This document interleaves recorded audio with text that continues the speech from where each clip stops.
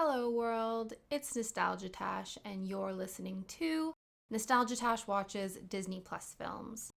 This week's movie theme is Age Defying Films. So when I was categorizing all of the films, once the initial categories pop out to you, you get those out of the way, you're left with a bunch of films that you really need to try to find the thread that connects the various films together. So Age Defying Films is one of these categories. Essentially, it means any film that has a aging element to it. So whether that be aging too quickly, not aging at all, having a childhood, adulthood, age reversal adventure situation, all of those various things ended up being condensed into the theme Age Defying. So, the four age-defying films that we're going to be reviewing and discussing today is the film Jack from 1996, The Kid from 2000, Tuck Everlasting from 2002, and The Sandlot Heading Home from 2007, which is basically The Sandlot 3. At the time of categorization, the original Sandlot wasn't added to the Disney Plus roster. I think it's been added now as of last week, but we have our categories. This is what we're doing. So this is just a bit of an explanation as to why The Sandlot 3 isn't in its own little Sandlot bubble. It's been placed in here. And that's because The Sandlot OG wasn't originally in Disney Plus at the time of categorization. Now that that's out of the way, let's jump into Jack. The basic synopsis of Jack is that Jack is a 10-year-old boy who has a genetic anomaly that causes him to physically age 4 times faster than the average person. This gives him the characteristics of a 40-year-old man. Up until this point, Jack's parents have kept him away from the outside world for fear that kids his own age would judge him, but Jack's desire to be a normal, quote-unquote, kid causes them to enroll him in public school. The film then follows Jack through his trials and tribulations of making friends and coming to terms with having a rapidly aging body. So my notes for the film basically fall into 2 different categorizations: gross, cringy, weird moments in the film and kind of plot point observations. The film opens at a Halloween party that Jack's parents are attending, and there's all sorts of interesting characters in terms of costume choices.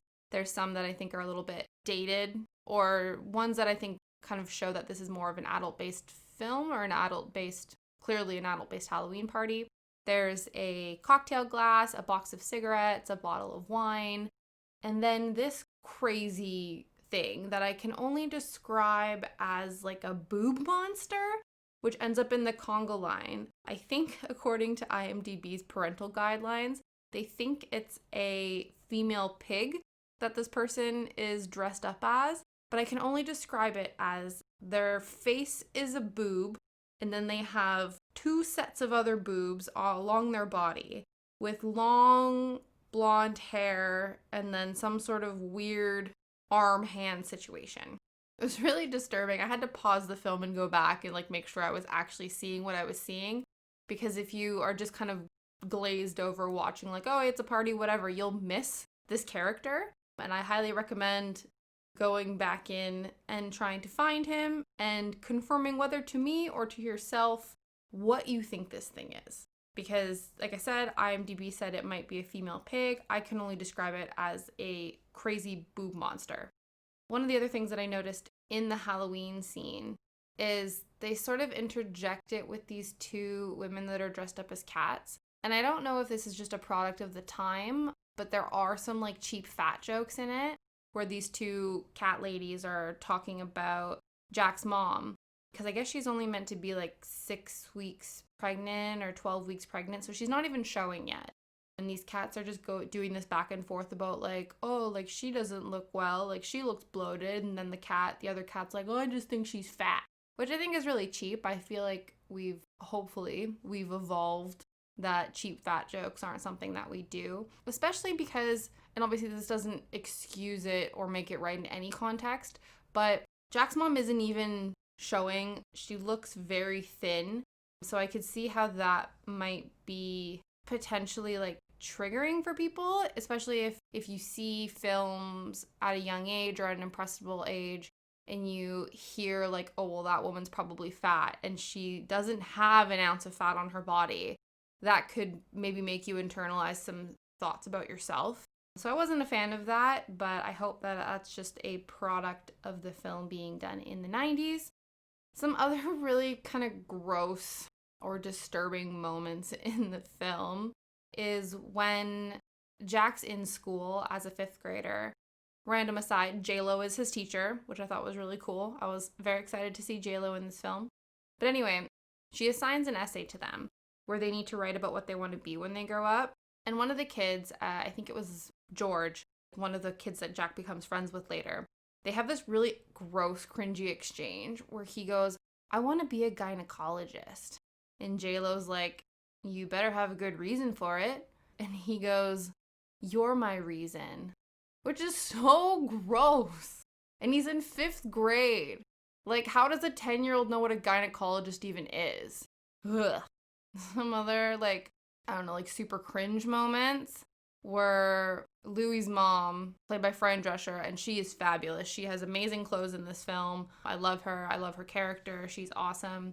But when Louie convinces Jack to pretend to be the principal because he's in trouble and his mom's coming to talk to him, Louie's mom starts hitting on Jack and while he's pretending to be principal. It's just super cringe. Some other cringy bits are at one point, Jack asks J-Lo to the dance because he obviously looks like a 40-year-old man and he can't ask a girl his age to the dance, so he asks J-Lo, and it's just really awkward. But maybe it's supposed to be awkward because he's 10 asking out a grown-up, but that was super cringe.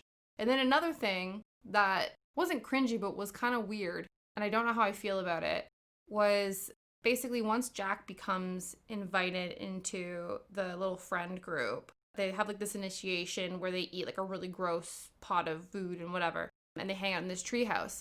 And up until this point, before Jack started school, he had this tutor who's played by Bill Cosby, which he as a person is a trigger warning for a lot of people.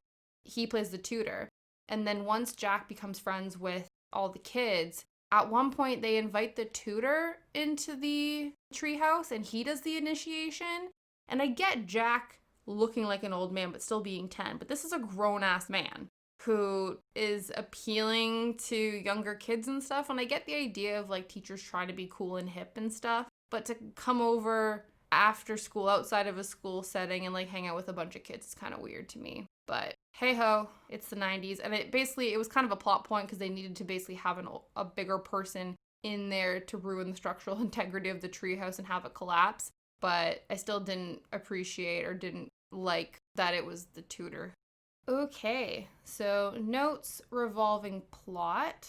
I wasn't really sure with Louie and Jack's friendship to start, because obviously Louie is, asking Jack to do him a favor by pretending to be the principal with his mom. And then also because Jack looks like a 40-year-old man, he buys porn for all of them. And they're all like, yeah, cool, like you have Hustler and this is exciting and whatever. So I wasn't sure if Louie was using Jack or if the friendship was genuine. But then later on you find out that it is a genuine friendship, which is good because at first I wasn't too sure. One of the things, once he becomes really good friends with all of the boys, after they do their big like eat something gross initiation of Jack, they start farting in a can and lighting it on fire.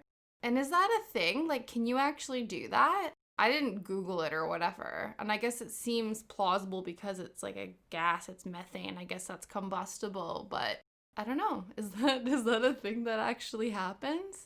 Let me know if you know, because I didn't bother to Google it, but it is hilarious anyway. After Jack asks J-Lo out, and she obviously turns him down because she's an adult, he's a child, he has like an aneurysm or something, which causes him to be hospitalized, and there's like this is the big like turning plot point, haha, spoilers. It's a big plot point that then causes him to withdraw from his newfound friendship group, things like that. Obviously, that makes sense because if he's physically aging quickly, his body will start to deteriorate. So it makes sense that he will then have aging issues earlier on.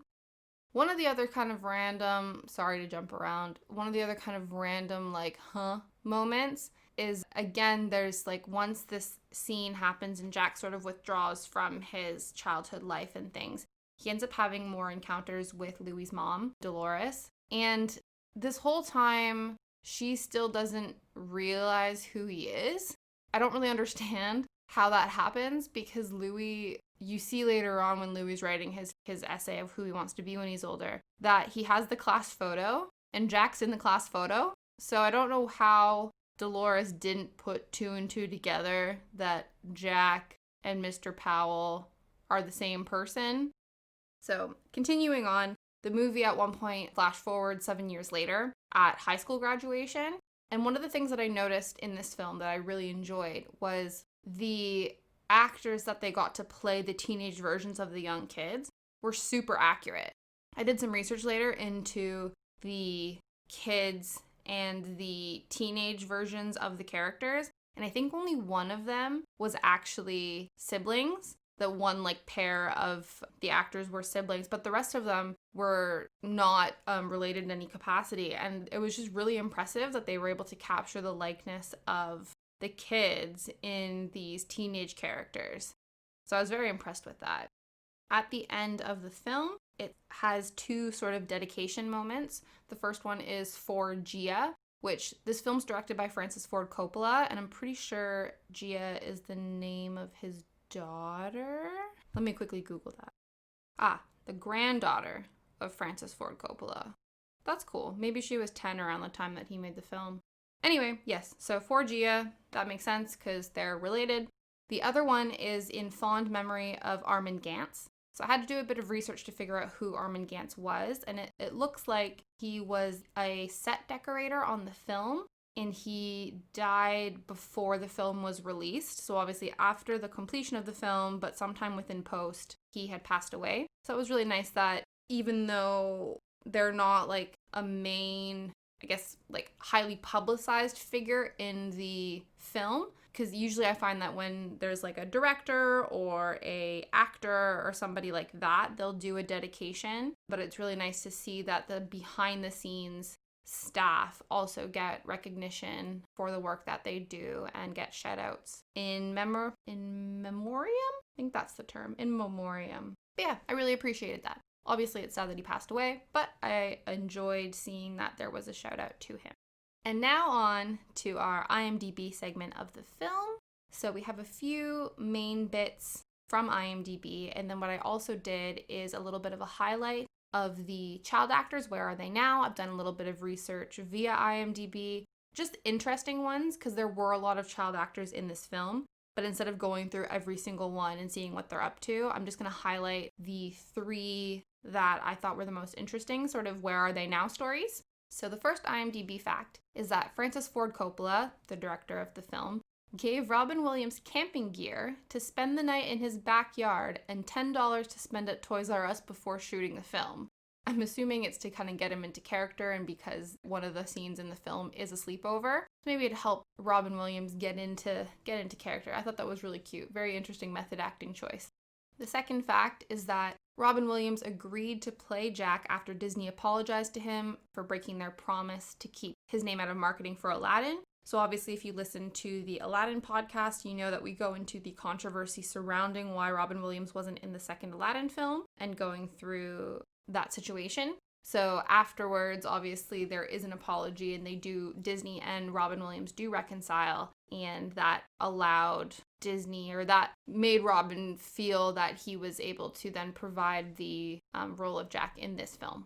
So like I said, Jack as a character has a condition that causes him to age rapidly. And apparently the condition is based on a real life condition called progeria, which causes rapid aging. And the average lifespan of somebody with progeria is 13, which is 3 years older than Jack is in the majority of the film. The oldest recorded lifespan as of 2018 is 30. So in the film, Jack does make it to his high school graduation. He ends up being valedictorian.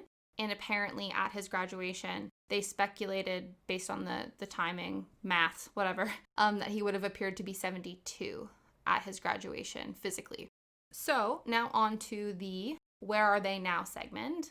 Mario Yedidia, who played George, the gross kid who wanted to be a gynecologist, he retired from acting in 1998 and is a political coordinator at San Francisco Rising, which I thought was a interesting career pivot worth highlighting. Jer Adrian Lelliot, who played Johnny, is the founding artistic director for Courage Ensemble. So courage, but spelt like the French word for heart. So Coeurage Ensemble, a theater company based in LA that is a pay what you can theater.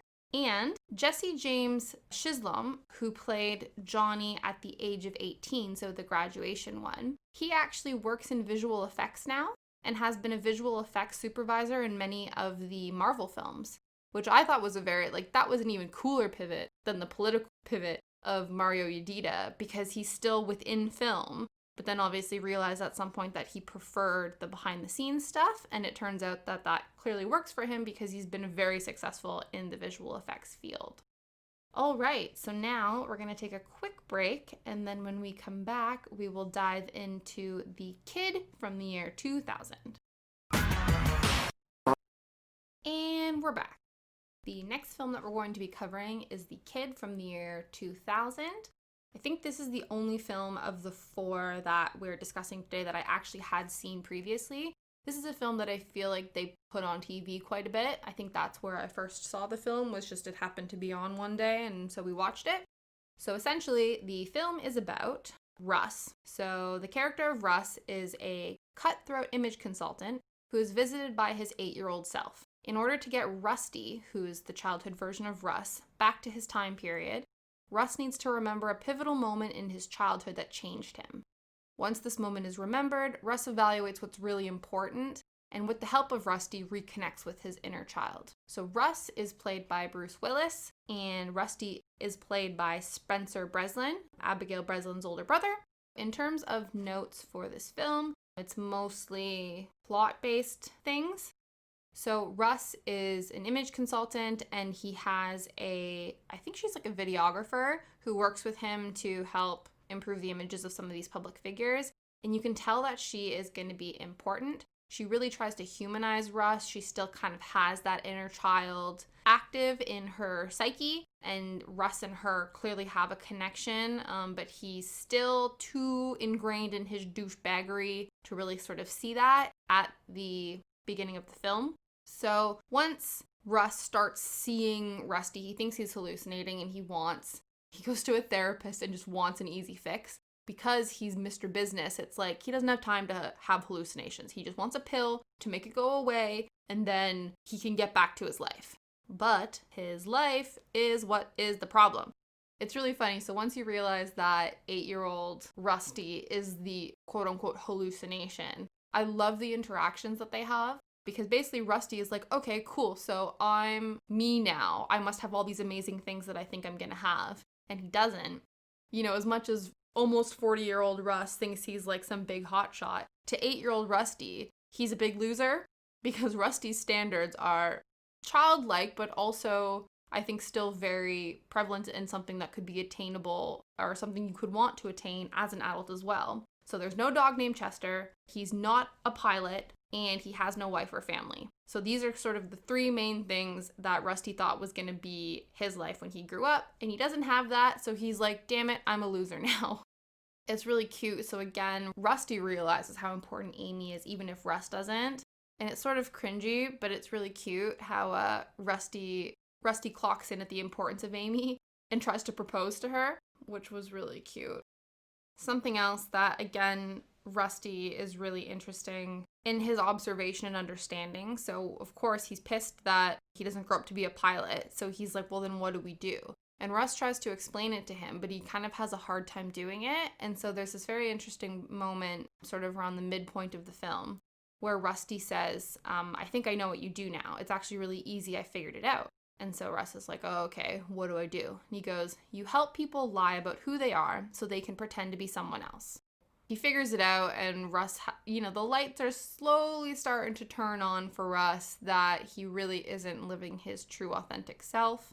It further gets affirmed by newscaster Deirdre, who Russ meets up with and has drinks with. In the opening of the film, when you're realizing how much of a douchebag Russ is, he comes across this woman who's on her way to become a newscaster, or is on her way to audition to a newscasting firm.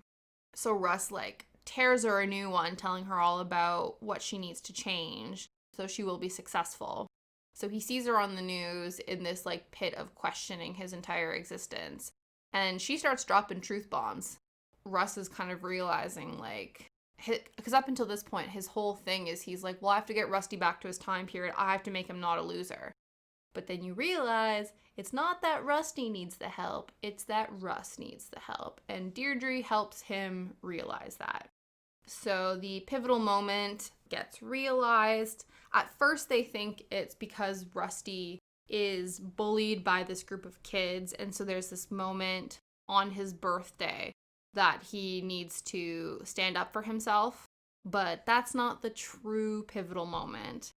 Eventually, they figure that out, and then Russ is able to get back to his time period. Rusty is in his time period, and Russ's life starts to take a turn for the better, and, it's all amazing, and you can see him putting things in motion to get the initial life that 8-year-old Rusty thought he was going to have by the end of the film.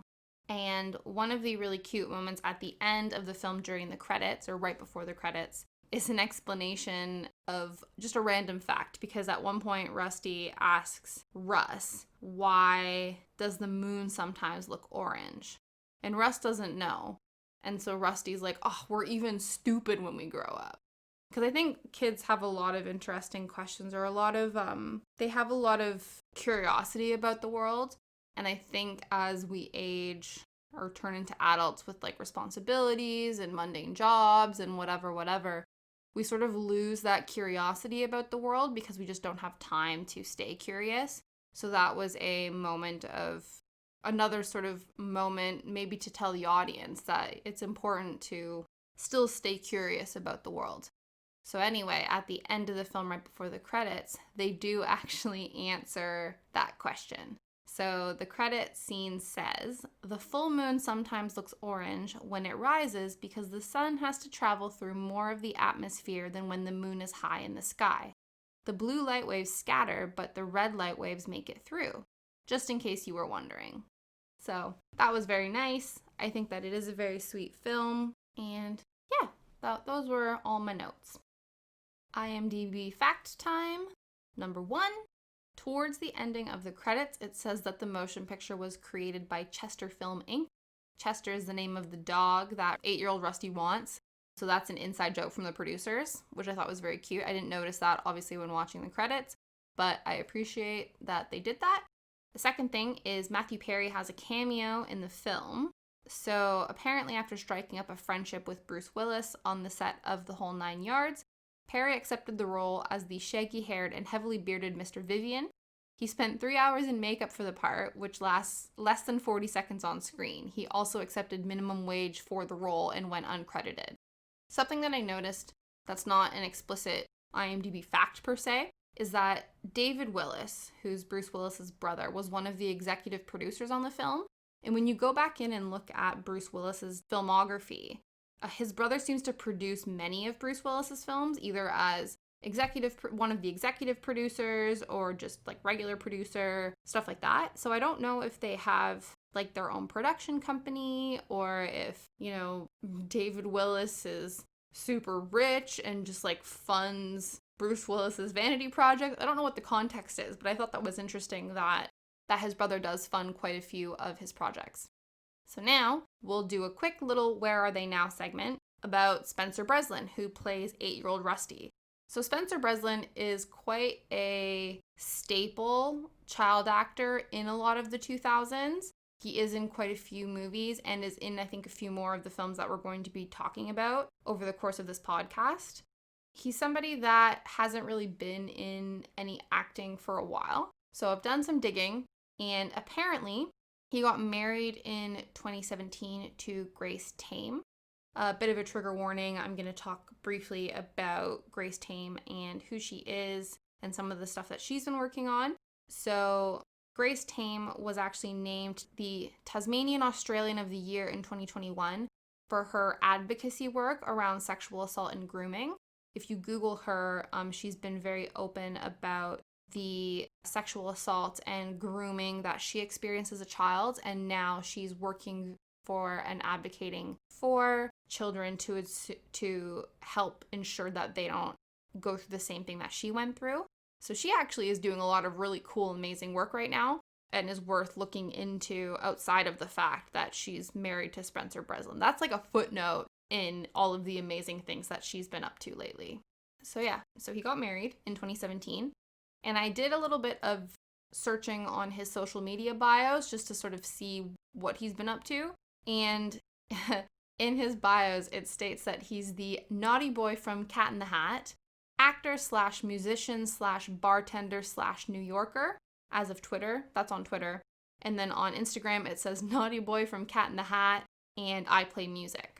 And apparently he has a cameo as of late. So if you want a birthday shout out, or why do people use cameo? I think it is mostly just for like people to get shout outs from their favorite actors, actresses, personalities. But yeah, so if you want one from the naughty boy from Cat in the Hat, you can do that. That's it for the kid.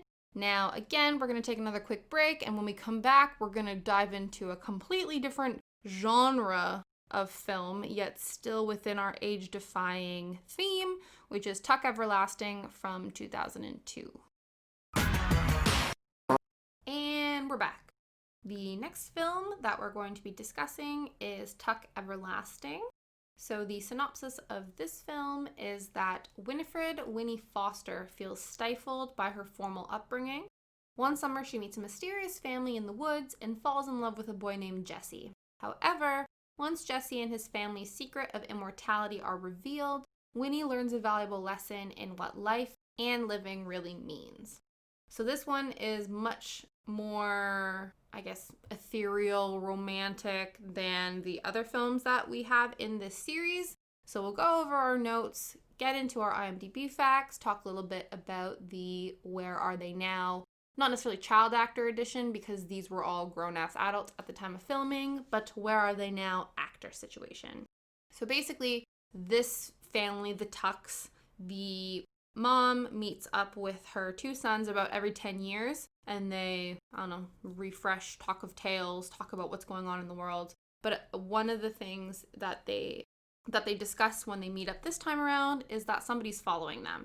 There's this mysterious man in a yellow coat who's been following the brothers around. So Dad Tuck, I think his name is Angus, he sort of senses like the winds of change are a-coming. So they want to, so he basically makes a rule that if there's any strangers that end up in the woods, you need to get rid of them. No exceptions. So they've made a pact to keep their immortality a secret. That's not a spoiler. It's straight up in all of the synopses and all of the, descriptions of this film. So they're immortal and they're trying to keep their immortality a secret. So they're like, anybody that we come across in the woods, get rid of them because the woods are part of their secret. While that's happening, Winnie is this vivacious 15-year-old girl whose parents are deciding that they need to send her off to boarding school or finishing school so she learns proper young lady manners because she's a high society girl and she's having none of it. So she runs away into the woods and chance encounters with Jesse, and he's like, crap, I need to get rid of her, but she's really pretty and innocent and I just want to send her home. But then Jesse's brother Miles is like, Papa Tuck said get rid of her. So he kidnaps Winnie back to their house in the woods, and the whole family kind of decides what they're going to do with her.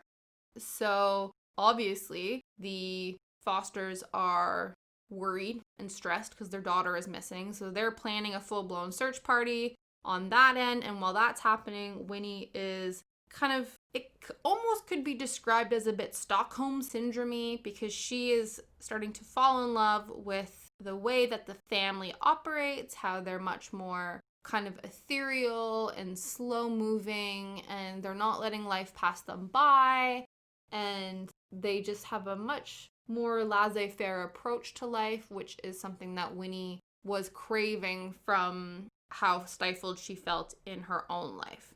And while that's happening, she's falling in love with Jessie, who is the youngest of the two siblings.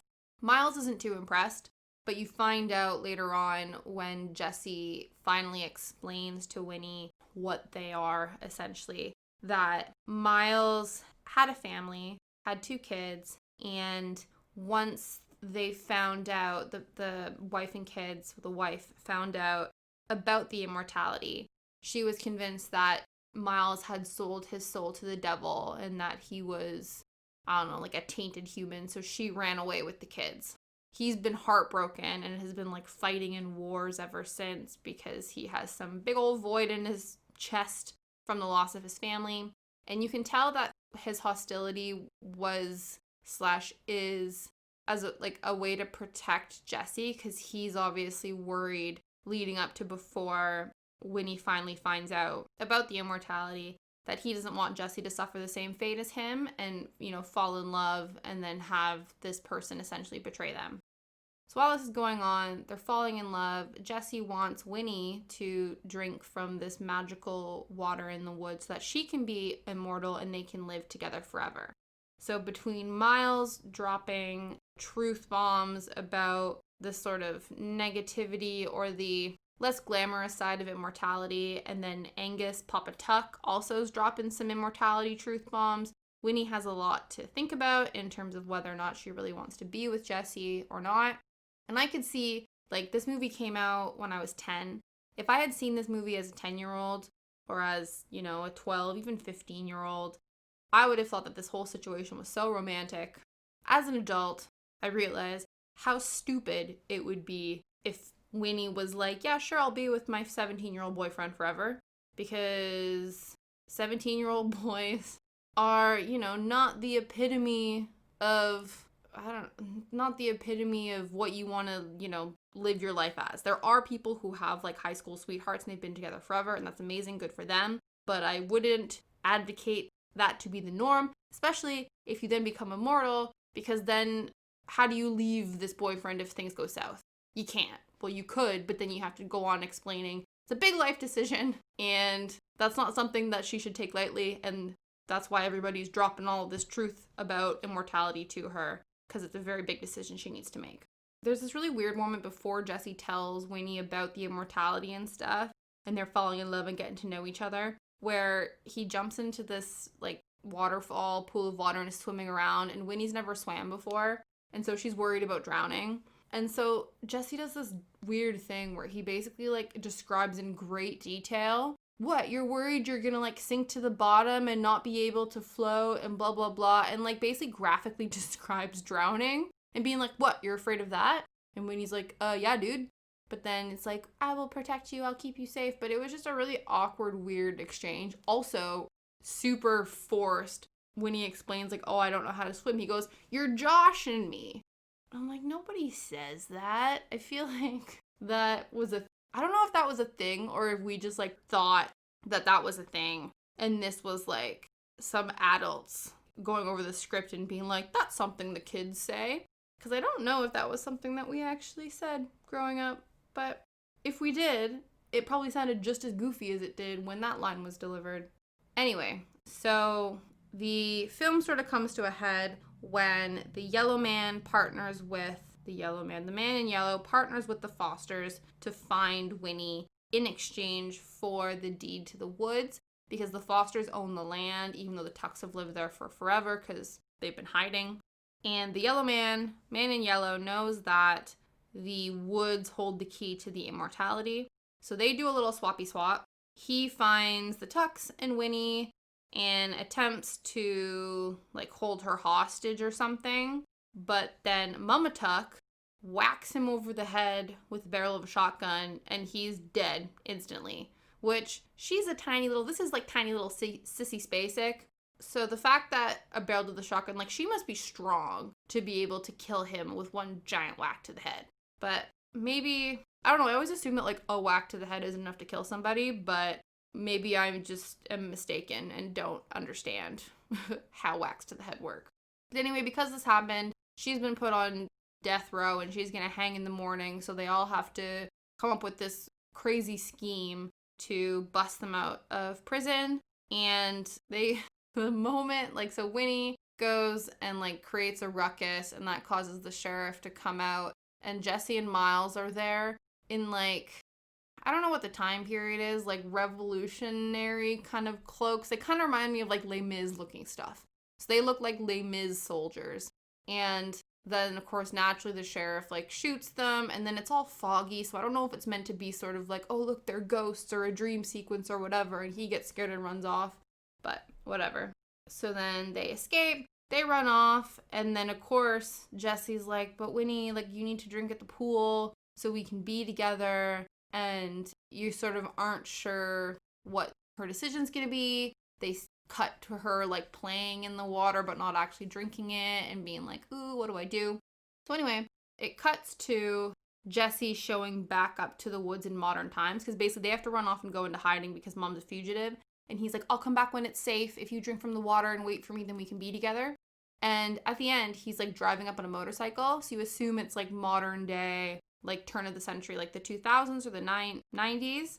And I would have been so pissed if I was Winnie and I did drink the water and Jessie only starts to show up at modern times. So, spoiler, you find out she doesn't actually drink it. She lives a full, happy life, and Jessie's, like, real sad about it. But I have zero sympathy for this 17-year-old man who literally disappears. I think it's, like, the 1800s. So for, like, I don't know, I'm not good at math. For, like, 80 years, let's say. It's still a long ass time. So he's gone. If he's been gone for that long and Winnie did drink the water, I would have been so mad. I would have broken up with my immortal boyfriend right at that moment. But luckily, because of all of the words of Miles and, you know, Angus Tuck and all this kind of stuff, she realizes that even though she may fear dying, it's an unlived life that is something that you should be more afraid of. And with immortality, you don't really get a chance to live. So, yeah, the movie concludes with that. Some tough life lessons. So, on to IMDb. Tuck Everlasting is actually based on a book by Natalie Babbitt that was published in 1975. And there's this really sweet quote about why Babbitt wrote the book. It says, "My youngest child, Lucy, had a scary time wondering what it would be like to die. I had long before made up my mind about what was going to happen when I died, but I wrote Tuck to help Lucy understand what life is all about. That we all get born and we all have to die. It's a subject I never thought I'd write about, but there it was. I wanted to be sure Lucy would not grow up scared," which I think is really sweet. I know death, the concept of death, was something that actually terrified me as a child, and it did take a while for me to come to terms with and accept that and feel sort of at peace about it. So I wonder if this book might have been something that I would have appreciated as a child to read, but I thought that was really sweet reason as to why she wrote the book. So some other fun IMDb facts. There is a white coat with an embroidered accent that Winnie Foster wears when she goes into town with her mom and she jumps out of the car to play stickball with the boys. Apparently, it's the same costume worn by Kate Winslet in the Titanic, except that the hem is shortened, the color changed, and the closure is made double-breasted. So they basically used the costume from the Titanic and did some tailoring, rejigging of the outfit to be worn by Winnie Foster's character. But I thought that was really cool that they preserved a piece of, or repurposed a piece of Titanic costume history for this movie. One of the random credits was that there is a featured whistler, because there is a tune that the Man in Yellow sings quite a lot, and it mimics this music box that Mama Tuck carries around. So the featured whistler is Dan Neufeld. So I don't know if the Man in Yellow is played by Ben Kingsley, so I don't know if maybe he can't whistle, but I appreciated that there was an official whistler for the role. The actor who plays Miles Tuck, Scott Bairstow, wanted to be in this movie so badly that he actually did it for free. And in the book, Jessie Tuck asks 10-year-old Winnie Foster to wait until she's 17 years old to drink the water and marry him. In the movie adaptation, Winnie is 15, which I think is a much better, it's like still kind of creepy, but not as creepy as a 10-year-old being told by a 17-year-old to wait until she's 17, because that has some like grooming coercion sort of vibes, and it's terribly ironic. Anyway, terribly ironic, this whole situation. So trigger warning, we're going to talk a little bit about Scott Bairstow in his Where Are They Now segment. The actor who played Miles in January 2004, he was sentenced to 4 months in jail in Washington state for sexually assaulting a 12-year-old girl related to his ex-wife. So that just kind of makes this whole age discrepancy between Winnie and Jessie just that little bit more disturbing and unsettling. So I'm happy that they changed the age of Winnie to be 15 and 17, but unfortunately, the irony, the dark irony, is not lost on me with our Where Are They Now segment for Scott Bairstow. So, ending on the Where Are They Now for Jonathan Jackson, who plays Jesse. His last big acting credit is Averly Barkley on Nashville, and he's very public about his Orthodox Christian faith. I guess reading up on it, it seems like he's been very outspoken and very active in his faith.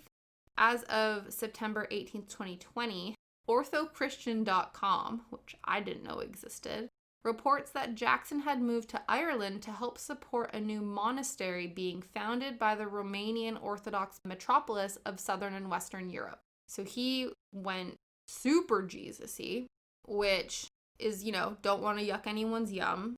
But if I fancied the character of Jesse / the actor, Jonathan Jackson, if I saw this when I was younger, knowing that he's become Mr. Super Jesus completely turns off my lady boner for him. I don't know, like, I don't find overly faithful people attractive. And that's just me.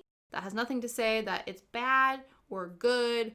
I'm just not interested because, I don't know. I could get into it, but it's not going to. Basically, not my fave, but he's become Mr. Super Jesus, and that's fine. Good for him, not for me. And that's that.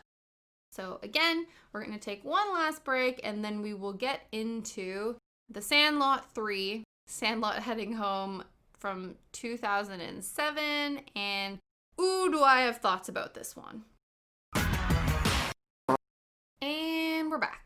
The last film that we're going to be talking about today is The Sandlot Heading Home from 2007, also known as The Sandlot 3. Sandlot 1 and 2 were not added to Disney Plus at the time of categorization. I know The Sandlot since then has been added. Sandlot 2, I'm not too sure about. But anyways, I didn't hate.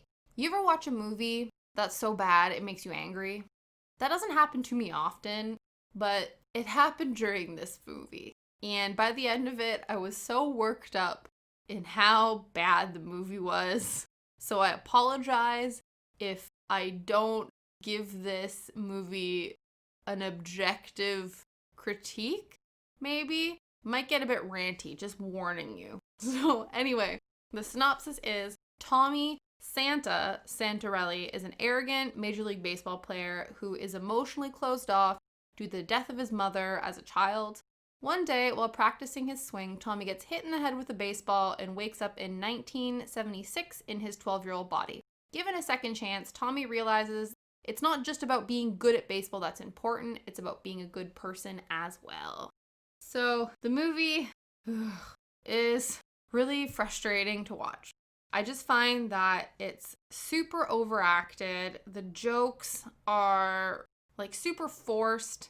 They throw in some cheap fat jokes again. And as much as I want to say that maybe it's a product of the time, it also just might be a product of the bad script. So anyway, let's go over some of the notes that I made about the film besides the fact that I hated it. The movie opens up with a fictional documentary about Tommy, and it wasn't until I rewatched clips of it trying to get his like super douchebag baseball quote that it's basically just clips from the movie. Like, so basically once he is back in his 12-year-old body, there's obviously all these different clips in the film. And so in the documentary, they basically take these 12-year-old clips and put them in this fake documentary.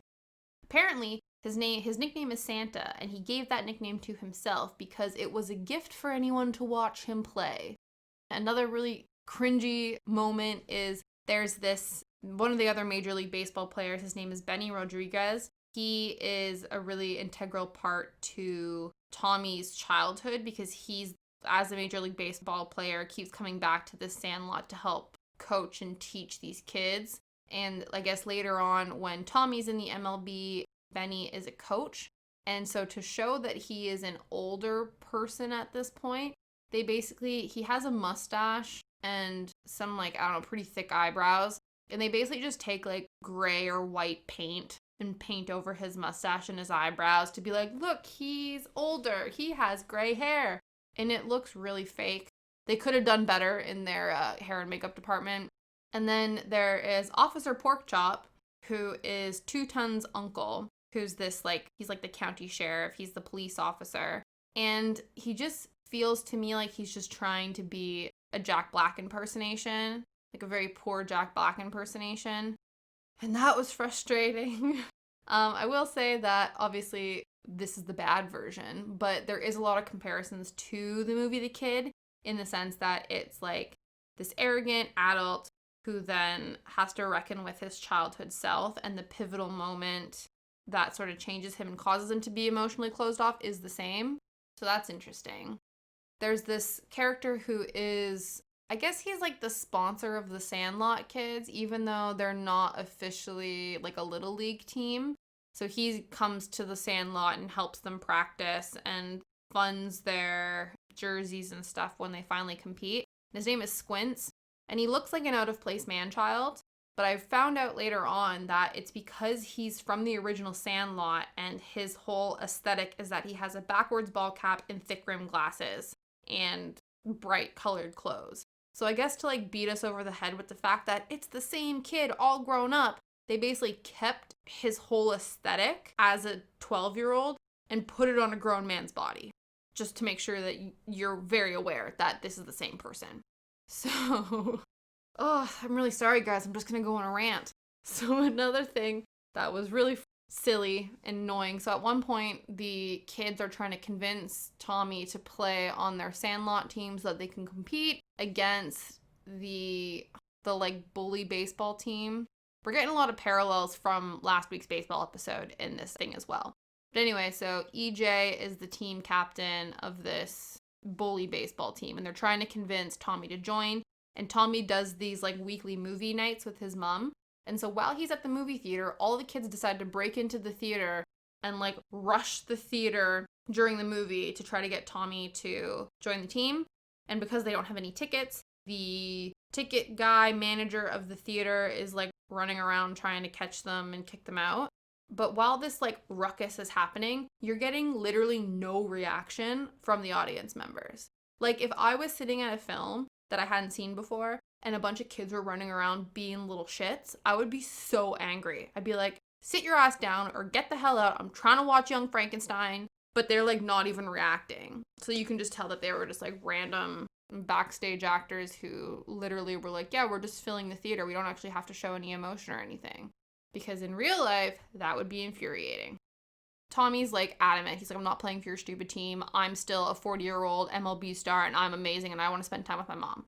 But then EJ, who's the bully of the other team, and him have this like really bad burn off where they like insult each other. And they're like, yeah, well, you're this. Yeah, well, you're that. And they're super lame and dumb. But basically it needs to happen so that Tommy then is like, oh, he's a douchebag and we get to play him. I'm going to be on your team because I don't like him anymore. So basically now they're a team and they need proper equipment because they don't have lots. So apparently there's this legend of this old baseball player who has this abandoned house that has all of this baseball equipment in it, apparently. So as a team bonding exercise, I guess, they have to go to this haunted house and try to steal all this baseball equipment. And it's really frustrating because there's this giant baseball, I don't know if it's like a mascot or something in there. And literally at 3 separate points, I guess this joke was just so good that they needed to continue it constantly. And so they first find this giant baseball and one kid goes, "Wow, that's a big baseball." And then 3 minutes later, another kid goes, "That's a big baseball." And then at the end of this stupid haunted house scene, it happens again and they go, "Wow, that's a big baseball." And I'm just like, we get it. It's a big baseball. Oh my goodness. Anyway, continuing my rant. Yeah, so the baseball equipment, apparently this guy was, obviously convinced that people were going to break into his house. So then he proceeded to booby trap the entire haunted house with the baseball equipment. And you never actually see this person or know who he is, but just know he has a bunch of baseball equipment and he figured that a bunch of little kids were going to steal it. So he booby trapped the place. And then, a glaringly obvious situation. So at one point, they're called walk and roll. So, which is, I think that's cute. I love a good pun. But they're these 2 kids, and so they go into the basement to try to look for equipment. And again, another stupid joke. So when they're down there, they find bats. And Walk is like, "Oh my god, it's bats." And then Roll is like, "Baseball bats?" And he's like, "No, bats, ah!" And then they say the joke again. So there's a lot of repetition of the shitty jokes, because I guess the jokes actually aren't shitty, they're actually amazing. Sorry. Anyway. So Walk and Roll run away from the bats, and you can tell that they're not even like stuffed toy bats. They just look like, when you take like a styrofoam ball, spray paint it black, and then like staple some crimped tissue paper to the top, and you're like, look, it's a bat. So they look like that, and then they almost just like catapult chuck like 50 of them at the kids as they run away. And you can tell that they're fake because some of them get stuck in the like fake cobwebs and things on the staircase. And it was just super, you almost think that it's like another booby trap because of how fake they are, and they're not real. So the like big pivotal scene, besides the fact that Tommy wants to fight EJ, is that EJ's dad wants to sell the Sandlot and develop condos on it. And so of course it's like this big thing where we can't let the capitalist man steal this open area that all of our kids play in. They decide that the Little League tournament will decide whether or not the Sandlot gets turned into condos or not. So we're gonna let a bunch of kids' baseball game determine our city planning decisions. Cool. Okay. And it's all Squint's idea, because he cares so much about baseball and the Sandlot. And then basically Tommy is still kind of being arrogant. So at one point, because he's such an amazing pitcher, EJ's dad tries to poach him. So he's like, well, I need to, because this is the moment that then puts me on my track to become a Major League Baseball player. So I need to join this team. And this is so jarring that one of the kids, one of Tommy's little friends, who's been mute this entire movie, finally speaks to tell Tommy what a jerkhead he's being and that he thinks that they're friends and he shouldn't abandon his friends. So then obviously, Tommy then realizes that friendship is more important because he's finally deprogrammed his douchebaggery and joins back up with the Sandlot buddies, and obviously they win. He runs back to be with his mom, and then he has this incident where he again gets knocked in the head with a baseball, and the whole way that happens is really weird and forced and dumb. Tommy wakes up again, and his life is changed for the better. He still has his close friends. Instead of pushing the love of his life away, she's still around because he didn't let his ego get in the way of their love. And his life is all perfect and wonderful and amazing again. And then the movie ends with the fake documentary, but instead of being crappy and like shitting all over this guy, it's about how wonderful and amazing he is. So now that I'm done ranting about how bad this movie is, we will move on to our IMDb facts. So first fact, like I had previously mentioned, Squints reappears in this movie, and he is played by Chauncey Leopardi, and he's the only actor from the Sandlot kids to play a part in the sequel. I wonder why. I want to assume it's because they're like, we're off doing bigger and better things, but who knows? Who knows why they didn't, but he's the only one. And the next fact is in the haunted house scene, all of the booby traps sort of allude to like references to Indiana Jones. So Tommy takes this baseball that then sets like a triggering reaction that sends the really big baseball rolling down the stairs to come after them. So that's very similar to when Indiana Jones takes the golden idol, and then they say that like, I've got a bad feeling about this, guys, which is similar to Han Solo in Star Wars. And then Tommy's running away from the traps again. The big baseball is rolling down the stairs while Tommy runs away with this quote-unquote idol, which is a signed baseball. So now the child actor Where Are They Now highlight, which isn't IMDb related. Again, I just wanted to focus on the more interesting, kind of quirky Where Are They Now segments. So Keanu Pyers, who plays Tommy, Kid Tommy, he now owns a coffee company called Radius Coffee in Fraser Valley, BC with his wife. And according to his Instagram and Twitter bios, it also says that he's a nurse. He also, very similar, I think less extremely, as Jesse in Tuck Everlasting, he's also very open about his love of Jesus on his social media pages. But yeah, I thought that was really cool and really random that he owns a coffee, like I think they called it like a micro, instead of a micro brewery, it's like a micro roastery, which I'd never heard of before, which I think is really cool. Especially since this year, me and my husband have decided we're going to become like coffee people. So we've been, because we drink coffee every morning, and we've decided that we should maybe step away from just instant garbage coffee and start experimenting with like nice roasting coffee. So maybe we'll have to do some research into this Radius coffee and see if we can get our hands on some. But yeah, so that's what Keanu Pyers is up to. In conclusion, I think at least the first 3 films, yeah, I recommend them, I guess. I think Jack is a little bit dated in its jokes and its format, but again, it's an enjoyable film. There's nothing super bad, nothing super amazing about the films either. They're just nice little ditties if you want to put them on and have a little, afternoon movie watching session. There's nothing, again, I don't love these films, but I don't hate them either, except for Sandlot 3.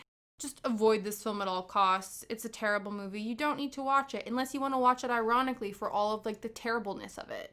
Just avoid that one. But Jack, the Kid, and Tuck Everlasting, yeah, I don't know, give them a go. Obviously, I think Tuck Everlasting is a bit more of not really a niche film, but it's more of a specific audience if you're into ethereal, romantic films of an indiscernible time period. Yeah, so that's it.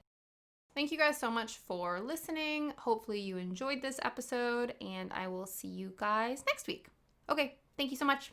Bye!